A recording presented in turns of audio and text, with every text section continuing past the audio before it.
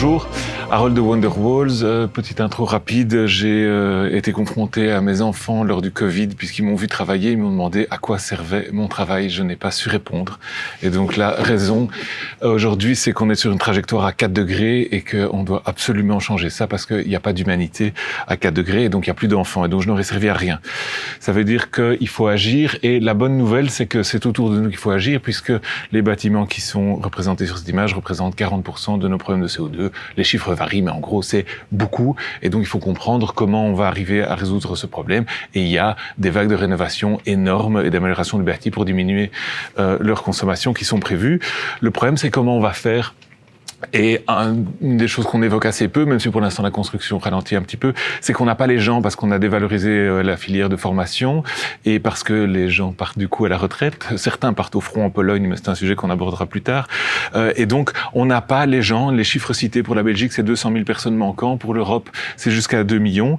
Et en plus, les procédés qu'on utilise sont très labor intensive. On a besoin de gens et donc on a un mismatch dans les méthodes qu'on a pu appliquer dans un climat économique complètement différent, avec le challenge qui est devant nous, à savoir la survie de l'humanité, pardon pour plomber un petit peu l'ambiance. Et en plus, les méthodes qu'on utilise aujourd'hui, elles génèrent hélas beaucoup de déchets. Ça a été évoqué dans d'autres présentations. On est dans une économie encore terriblement linéaire et la rénovation, si on arrivait à faire cette vague de rénovation, mais qu'on le faisait comme on le fait maintenant, on n'aurait peut-être pas résolu le problème, on l'aurait peut-être aggravé. Donc on doit changer la façon dont on rénove et profiter de cette vague de rénovation pour le changer. Et en fait, la théorie, elle existe, on connaît les principes de l'éco-design, de la circularité, etc. La question, c'est comment est-ce qu'on fait pour l'appliquer non seulement à la construction, mais aussi à cet énorme challenge de la construction qui est la rénovation, puisque 97% des bâtiments qui existeront encore en 2050 doivent être rénovés, et c'est 85% des bâtiments qui existent actuellement.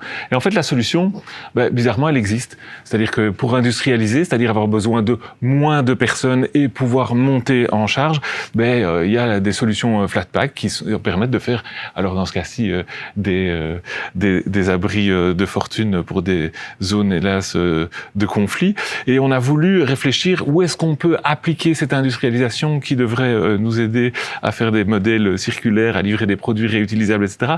Et on a identifié chez Wonderwalls une niche qui est l'isolation du mur intérieur. Alors c'est une niche dont peu de gens se préoccupent, mais c'est 25% des pertes et donc des consommations.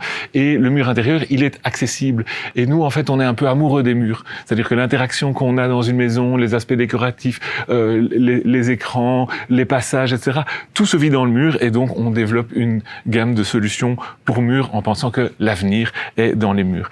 Et donc, la réflexion, elle s'est portée sur comment est-ce qu'on va réinventer avec des critères actuels une solution de rénovation des murs.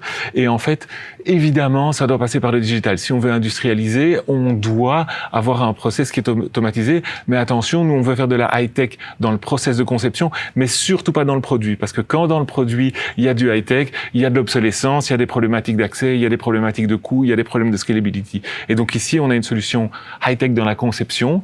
Et donc, nous avons développé un système qui permet à tout un chacun, entrepreneur, candidat rénovateur, de scanner une pièce et en quelques instants d'en avoir un jumeau numérique complet, ce qui va permettre de faire une conceptualisation. Et on parle d'une application que mes enfants ont testée et peuvent utiliser. Et en quelques minutes, on va pouvoir passer sur une plateforme qui va permettre, en quelques choix simples, je veux autant d'isolants, je veux isoler tel mur, d'avoir une conception de kit complet qui va pouvoir être livré flat pack en ville avec des moyens logistiques légers. Et ce qu'on va livrer, ce sont des produits. Et quand on livre des produits plutôt que des matériaux, c'est démontable par défaut, réutilisable, et ça ouvre des possibilités de mining. Et donc notre kit, il va être composé de quoi? D'une structure en plastique recyclé qui s'apparente à du Lego, qui est réglable et qui vient remplacer les metal studs sur un mur, et de matériaux de construction standard mais qui arrivent prédécoupés qui donc ne généreront pas de déchets et qui sont hautement recyclables, qui permettent d'adresser un marché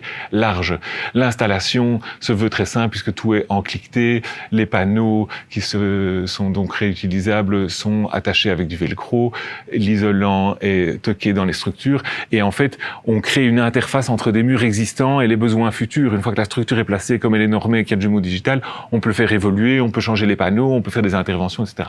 Et en ça on va avoir un impact évidemment sur le CO2, puisque je vous ai expliqué que c'est le principal, mais on voudrait aussi travailler très fort au changement de la façon dont on habite la planète et à l'accessibilité. En fait, IKEA a montré qu'on pouvait donner accès à beaucoup de gens. On respecte très fort cette partie-là de leur modèle et on pense qu'il y a un impact social à la rénovation qui est énorme et qu'il faut absolument l'adresser avec des solutions adéquates.